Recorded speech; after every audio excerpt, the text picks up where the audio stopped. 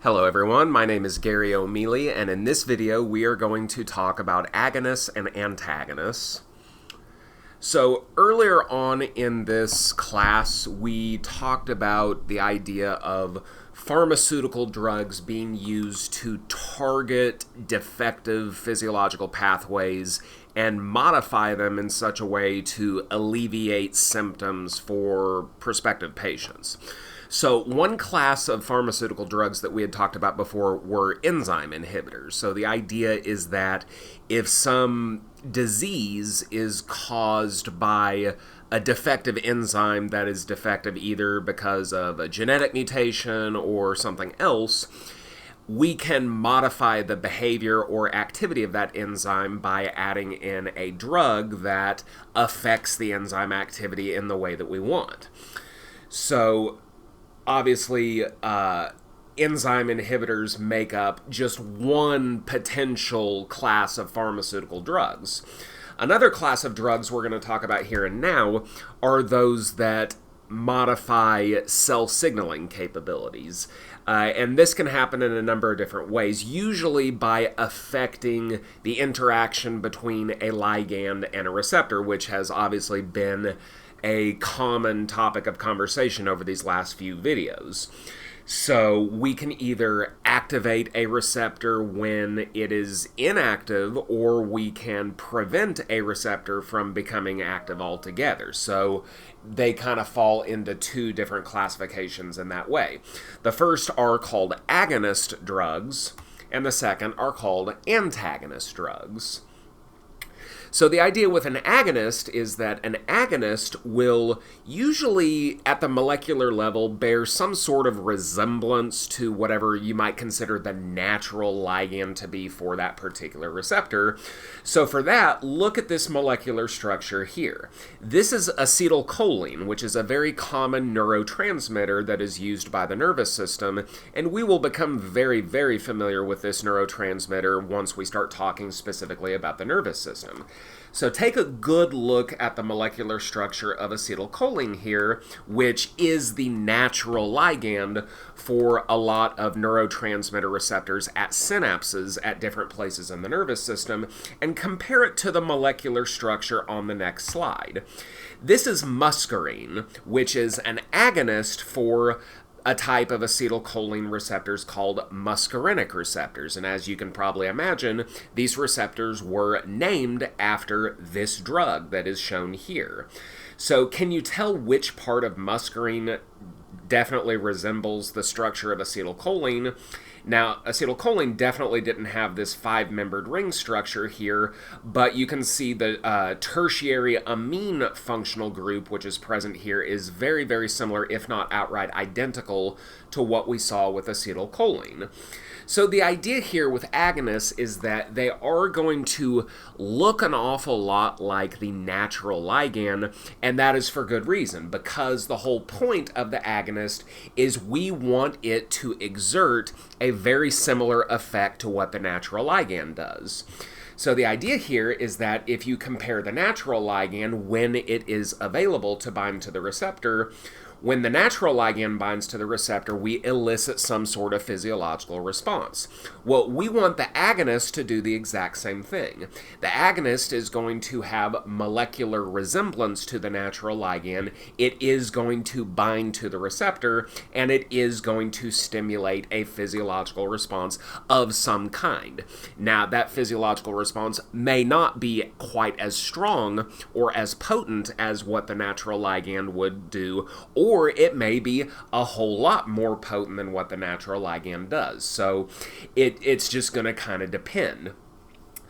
Whichever one it is, it's going to be done intentionally, because very often these agonist drugs are actually designed in labs based on knowledge of the molecular structure of both the ligand and the natural ligand and the receptor. So that type of intentional design of pharmaceutical drugs based on what we already know about a physiological process, that is sometimes called rational drug design. We take what we know about the biochemistry of protein receptors and their natural ligands, and we try to design molecules that will exert similar effects, but either with much greater potency or maybe much less potency. It just depends on what kind of disease process we are trying to modulate.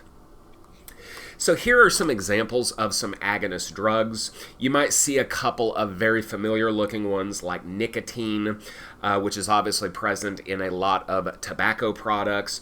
So that is an agonist for a different type of acetylcholine receptor called nicotinic receptors, and we will become very familiar with nicotinic receptors in the future.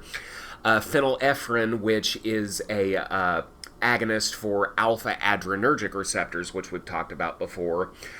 Morphine, which I'm sure you're familiar with for its potent pain-killing properties. It works as an agonist for the opioid receptor.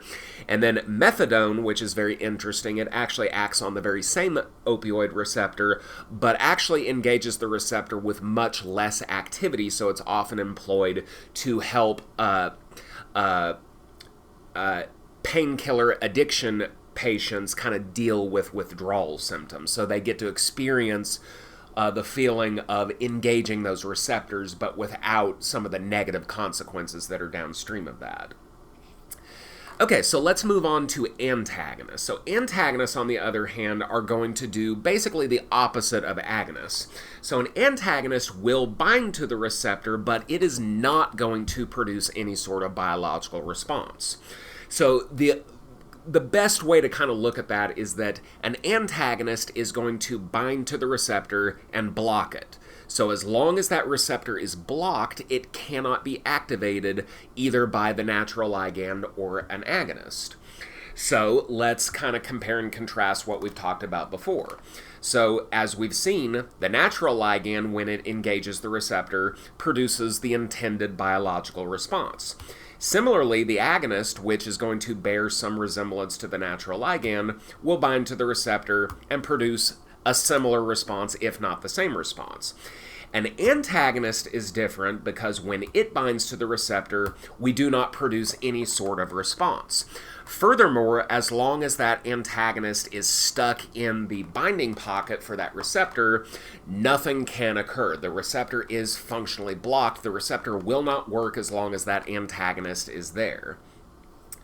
So, to reiterate in a different way, if the receptor is blocked, then the natural ligand will not be able to activate the receptor, even if it is present. So if you look at the left scenario, the reason why we are getting a biological response here is because the natural ligand is bound to the receptor, and it is not competing with any antagonists. In the case on the right, we are not getting a biological response because even if we have a whole bunch of natural ligand in the vicinity, they cannot engage this receptor because that antagonist molecule is wedged in the binding pocket and the receptor is effectively blocked in that case. So to introduce you to a specific type of antagonist drug, maybe something that you've heard of before, these are called beta blocker drugs. These are a type of antagonist drugs that specifically target beta adrenergic receptors, which are very commonly found on the heart. So the reason why these drugs are very useful, and I don't want you to walk away from this thinking that an antagonist drug is a bad thing. So the word antagonist obviously has a negative connotation to it, but it can be employed in a good and strategic way to elicit a good and helpful outcome for a patient that would otherwise be suffering. So don't want you to get the wrong idea there. So the reason why these beta blockers are often a good thing for some patients is because sympathetic stimulation of beta receptors, so this is going to happen when you get excited, when you start exercising, when you get stressed out. You engage the sympathetic side of the autonomic nervous system, and this is going to lead to the release of epinephrine from the adrenal medulla, so that gets into the bloodstream and it circulates all around, norepinephrine from sympathetic postganglionic neurons. both of these signaling molecules together, epinephrine the hormone, norepinephrine the neurotransmitter, these are going to affect the heart, the blood vessels, a lot of different parts of the cardiovascular system. This is going to raise your heart rate, raise your blood pressure, raise the strain on the cardiovascular system altogether. And this is actually a very normal thing. The cardiovascular system is built to increase workload in situations that call for it, such as when you're exercising. But for certain people, such as the elderly or people with cardiovascular issues, this is an extra strain that we could do without, right? So some people have heart issues. Some people already have very high blood pressure. So these are extra strains that we would like to prevent if at all possible.